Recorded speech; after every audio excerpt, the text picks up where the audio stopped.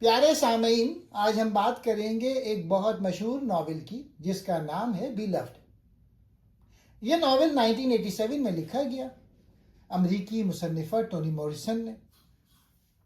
Tony Morrison ایک عظیم افریقی نژاد امریکی ادیبہ تھیں جو 1993 میں نوبل انعام جیت چکی تھیں۔ یہ ناول غلامی کے دور کی تکالیف اور اس کے اثرات کی کہانی بیان کرتا ہے۔ یہ کتاب ایک سچی کہانی سے متاثر ہے۔ 1850 کے دور میں ایک غلام خاتون مارگریٹ گارنر نے اپنی بچی کو مار دیا تاکہ وہ دوبارہ غلام نہ بنے۔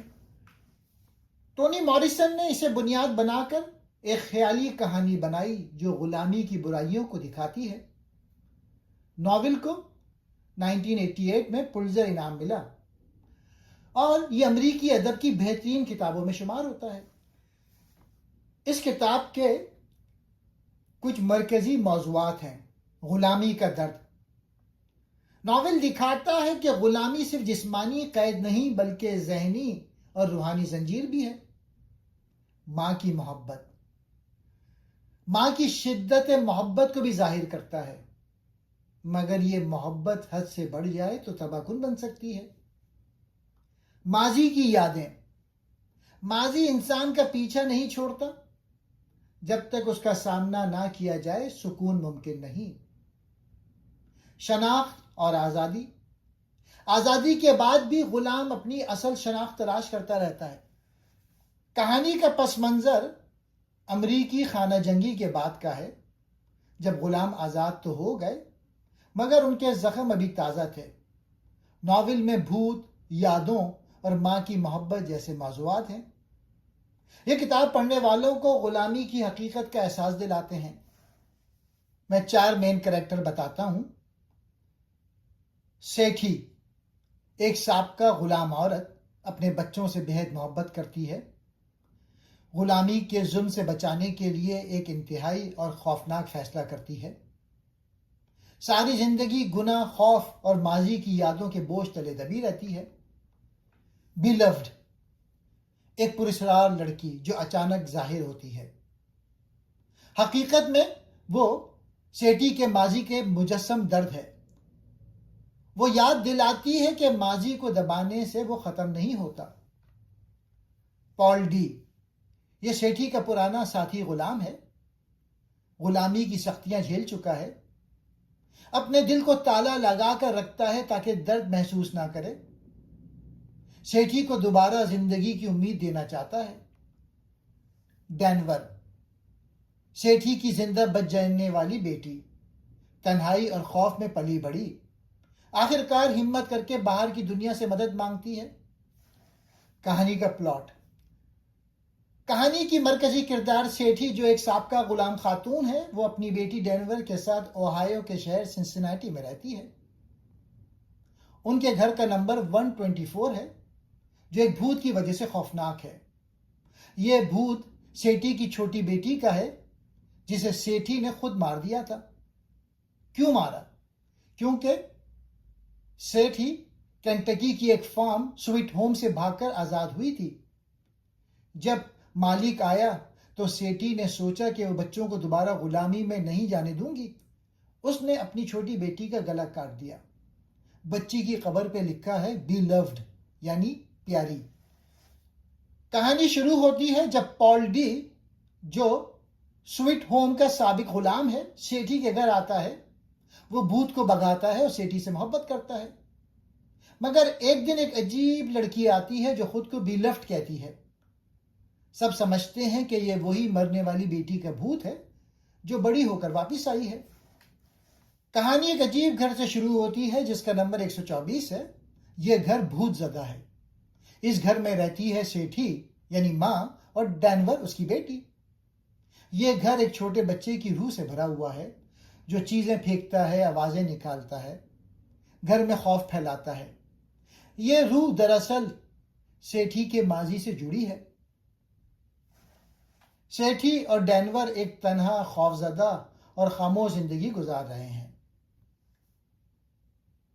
پال ڈی کی واپسی۔ ایک دن سیٹھی کی زندگی میں پال ڈی واپس آتا ہے. وہ بھی سیٹھی کے ساتھ غلام رہ چکا تھا. وہ ماضی کی تکلیفوں کو بھولنے کی کوشش کرتا ہے. اس کا ماننا ہے کہ زندگی آگے بڑھنی چاہیے. پال ڈی اس بھوت کو گھر سے نکال دیتا ہے اور لگتا ہے کہ اب سب ٹھیک ہو جائے گا. سیٹھی اور پال ڈی کے درمیان نئی امید اور محبت جنم لیتی ہے. بی لفٹ کی آمد. کچھ دن بعد ایک پرسرار لڑکی نمودار ہوتی ہے جس کا نام بی لفٹ ہے. وہ کمزور ہے. اس کا رویہ عجیب ہے. وہ سیٹھی کو غیر معمولی طور پہ جانتی ہے. آہستہ آہستہ یہ واضح ہو جاتا ہے کہ بی لفٹ دراصل سیٹھی کی وہ بیٹی ہے جسے اس نے ماضی میں مار دیا تھا. بی لفٹ اب ایک انسانی شکل میں ماضی کا درد بن کے واپس آتی ہے. خوفناک راز. یہاں ناول کا سب سے دردناک حصہ سامنے آتا ہے. ماضی میں سیٹھی غلامی سے بھاگ کر آزاد ہو گئی تھی، لیکن جب اس کا پرانا غلام مالک اس کے بچوں کو واپس غلام بنانے آیا تو سیٹھی نے اپنے بچوں کو غلامی سے بچانے کے لیے اپنی ننھی بیٹی کو مار دیا.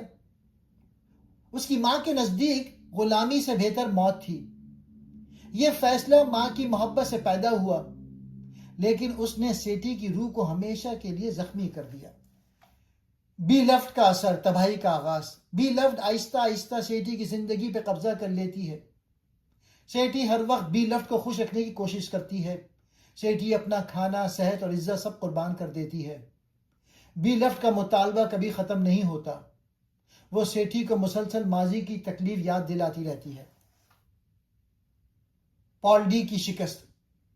پال ڈی جب سیٹھی کا راز جانتا ہے تو وہ ٹوٹ جاتا ہے. اسے لگتا ہے کہ سیٹھی نے حد پار کر دی. وہ گھر چھوڑ دیتا ہے. سیٹھی پھر سے اکیلی ہو جاتی ہے اور بی لفٹ اس پر مکمل حاوی ہو جاتی ہے. ڈینور جو کہ اس کی بیٹی ہے سیٹھی کی، وہ بیدار ہوتی ہے. نئی نسل کی امید ہے وہ. اب کہانی میں ڈینور بدلنے لگتی ہے. وہ دیکھتی ہے کہ اس کی ماں تباہ ہو رہی ہے.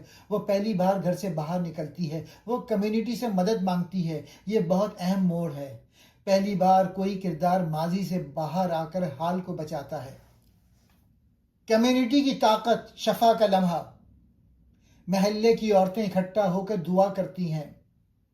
بی لفٹ کے اثر کو توڑتی ہیں. بی لفٹ آہستہ آہستہ غائب ہو جاتی ہے. یہ منظر بتاتا ہے کہ انسان اکیلے اپنا زخم نہیں بھر سکتا. کمیونٹی اور ساتھ ضروری ہے. اختتام. ادھوری مگر ممکن شفا. آخر میں سیٹھی ٹوٹ چکی ہے. ڈینور ایک نئی زندگی کی طرف بڑھ رہی ہے. پال ڈی واپس آتا ہے اور سیٹھی کو حوصلہ دیتا ہے. کہانی مکمل خوشی پر ختم نہیں ہوتی، لیکن امید ضرور پیدا ہوتی ہے. بی لفٹ ایک ایسی ماں کی کہانی ہے جو غلامی کے خوف میں خوفناک فیصلہ کرتی ہے اور پھر ساری زندگی اس کے انجام سے لڑتی رہتی ہے. یہ ناول غلامی کے نفسیاتی اثرات دکھاتا ہے. غلامی ختم ہو گئی مگر لوگوں کے دل میں خوف، شرمندگی اور درد اب بھی ہے. ماں کی محبت کا موضوع بہت گہرا ہے. سیٹھی اپنی بیٹی کو مارتی ہے کیونکہ وہ اسے غلامی سے بچانا چاہتی ہے. یہ محبت ہے یا پاگل پن؟ ناول ہمیں سوچنے پر مجبور کرتا ہے. یادیں اور ماضی کا بوجھ. کردار ماضی کو بھولنا چاہتے ہیں مگر وہ انہیں چھوڑتا نہیں. بی لفٹ ان یادوں کی شکل ہے. آزادی اور خودداری. سابق غلام اپنی زندگی دوبارہ بنانا چاہتے ہیں مگر ماضی رکاوٹ بنتا ہے. آخر میں سیٹھی سیکھتی ہے کہ وہ خود اپنی بہترین چیز ہے. مصنفہ کہتی ہیں کہ یہ کتاب غلامی میں مرنے والوں کی یادگار ہے. لاکھوں افریقیوں کو غلام بنا کر لایا گیا. ان کی کہانیاں بھلا دی گئیں. یہ ناول انہیں آواز دیتا ہے. یہ ناول اپنی گہرائی اور موضوعات کو واضح کرنے کے لیے علامات یعنی سمبلز پہ بہت زیادہ انحصار کرتا ہے. اب میں کچھ علامات بتاتا ہوں. ان کا گھر جو تھا 124 بلو اسٹون روڈ، یہ ماضی اور قید کی علامت ہے. یہ گھر جہاں سیٹھی اور ڈینور اس کی بیٹی رہتے ہیں. یہ گھر صرف ایک عمارت نہیں بلکہ غلامی کے خوفناک ماضی کی علامت ہے. اس پر بھوت کا سایہ ہے. جو دکھاتا ہے کہ غلامی کے تجربات اتنے طاقتور ہیں کہ وہ ختم ہونے کے بعد بھی لوگوں کو چین سے رہنے نہیں دیتے۔ سویٹ ہوم غلامی کی فریب کاری اور بہترین ظلم کی علامت ہے۔ یہ وہ جاگیر ہے جہاں سیٹھی اور پالڈی غلام تھے۔ اس کا نام سویٹ ہوم یعنی پیارا گھر ایک طنز ہے، کیونکہ یہاں کی زندگی سب سے زیادہ خوفناک اور ظالمانہ تھی۔ یہ نام امریکی غلامی کی فریب کاری کو ظاہر کرتا ہے، جہاں غلاموں کو یہ یقین دلانے کی کوشش کی جاتی تھی کہ وہ ایک مہربان مالک کی ملکیت ہیں۔ یہ سیٹھی کے تمام زخموں کا بنیادی ماخذ ہے۔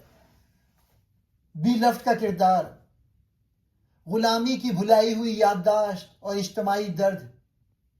بلرز سیٹھی کی بیٹی کی روح ہے، لیکن یہ ایک بڑی علامت بھی ہے۔ غلامی کے دوران مرنے والے تمام افریقی غلاموں کی اجتماعی یادداشت کو ظاہر کرتی ہے، جن کا کوئی نام و نشان باقی نہیں رہا۔ وہ سب کو مجبور کرتی ہے کہ وہ اس درد کو یاد کریں اور محسوس کریں جیسے انہوں نے دبا رکھا تھا۔ بیلف کے کردار سے یہ پیغام ملتا ہے کہ جب تک اجتماعی درد کو قبول اور محسوس نہیں کیا جاتا، وہ کسی نہ کسی صورت میں واپس آ کے پریشان کرتا رہے گا۔ پال ڈی کا ٹن کا ڈبہ، جذبات کو قید کرنا۔ پال ڈی اپنی تکالیف اور یادوں اور شدید جذبات کو اپنے دل کے ایک ٹن کے ڈبے میں قید رکھنے کی بات کرتا ہے۔ یہ علامت دکھاتی ہے کہ غلامی کے ظلم نے لوگوں کو اپنے احساسات اور درد کو چھپا کر رکھنے پر مجبور کر دیا تھا تاکہ وہ زندہ رہ سکیں۔ اس کا دل کا ڈبہ کھلنا اس بات کا آغاز ہے کہ اب وہ اپنے ماضی کو قبول کر کے نئے سرے سے جینا شروع کر رہا ہے۔ غلامی صرف جسمانی مشقت اور پابندی کا نام نہیں، بلکہ یہ خوفناک ذہنی اور نفسیاتی زنجیر بھی تھی جو انسان کو اندر سے توڑ دیتی ہے۔ غلامی کے نظام کا مقصد صرف یہ نہیں تھا کہ غلام مالک کے لیے کام کرے، بلکہ یہ بھی تھا کہ وہ خود کو مالک کی ملکیت سمجھنا شروع کر دے۔ یہی وہ زنجیر تھی جو جسمانی زنجیر سے کہیں زیادہ گہری اور دیرپا تھی۔ جب کوئی انسان صرف ایک ملکیت یعنی پراپرٹی بن جاتا ہے تو اس کے اندر ہر وقت ایک خوف بسا رہتا ہے۔ علمی اور ذہنی غلامی، مالکوں نے غلاموں کو نہ صرف جسمانی مشقت کے لیے استعمال کیا بلکہ انہیں جہالت کی زنجیروں میں بھی جکڑے رکھا۔ غلاموں کو پڑھنے یا لکھنے کی اجازت نہیں تھی کیونکہ تعلیم انہیں یہ سوچنے پہ مجبور کر دیتی ہے کہ وہ بھی آزاد انسان ہیں۔ یہ علمی غلامی ان کی ذہنی صلاحیتوں کو استعمال ہونے سے روکتی تھی۔ غلامی کے جسمانی تشدد سے ملنے والے زخم تو بھر جاتے ہیں، لیکن نفسیاتی زخم انسان کی روح کو اندر سے کھوکھلا کر دیتے تھے اور یہ زخم اگلی نسلوں تک منتقل ہوتے تھے۔ غلامی کے دوران ہونے والا ظلم اور ٹراما کی یادیں ختم نہیں ہوتی، بلکہ وہ انسان کو ہر وقت قید رکھتی ہیں۔ شفا یابی کے لیے سامنا ضروری ہے۔ ذہنی زنجیر توڑنے کا پہلا قدم یہ ہے کہ انسان اپنے ماضی کا سامنا کرے، اسے دبائے نہیں۔ ذہنی زنجیر آخر میں محبت اور قبولیت سے ٹوٹتی ہے۔ اب میں آخر میں بتاتا ہوں کہ سیٹھی کو کیا کیا مشکلات کا سامنا تھا۔ شدید جسمانی مشقت اور ناقابل تصور تشدد تھا۔ سیٹھی کا زیادہ تر وقت سویٹ ہوم نامی جہانگیر میں گزرا، جہاں اسے بغیر کسی وقفے کے سخت ترین کام کرنے پڑتے تھے۔ غلامی میں آرام کا تصور نہیں تھا۔ زخمی ہونے یا بیمار ہونے پر اسے مناسب علاج نہیں ملتا تھا، جس سے اس کی جسمانی حالت مزید خراب ہو جاتی تھی۔ کوڑوں کے نشان اور جسمانی استحصال، سیٹھی کی سب سے بڑی جسمانی مصیبت ظالمانہ تشدد تھا، جو اس کے جسم پر ہمیشہ کے لیے ایک نشان چھوڑ گیا۔ عصمت دری اور استحصال، غلامی کے نظام میں غلام عورتوں کو مالکان کی ملکیت سمجھا جاتا تھا اور انہیں جسمانی استحصال کا بھی نشانہ بنایا جاتا تھا۔ غیر انسانی حالات، سیٹھی کو جانوروں سے بھی بدتر حالات میں رہنا پڑتا تھا جو اس کی صحت اور وقار کو مزید مجروح کرتے تھے۔ انہیں انتہائی گندی اور ناکافی جگہوں پر رہنے پہ مجبور کیا جاتا تھا اور انہیں دیے جانے والا کھانا بھی ناکافی ہوتا تھا۔ غلامی کا مقصد ہی انسان کو ملکیت بنانا تھا۔ سیٹھی کے ساتھ ہونے والا ہر تشدد اور غیر انسانی رویہ اسے مسلسل یہ یاد دلاتا تھا کہ وہ ایک انسان نہیں بلکہ ایک چیز ہے۔ غلامی ختم ہونے کے بعد بھی سیٹھی کی مشکلات ختم نہیں ہوئیں، بلکہ وہ ایک نئے روپ میں جاری رہیں. یہ ثابت کرتا ہے کہ غلامی ایک ذہنی زنجیر بھی ہے. اور آخر میں اس ناول کے کچھ اخلاقی سبق ہیں.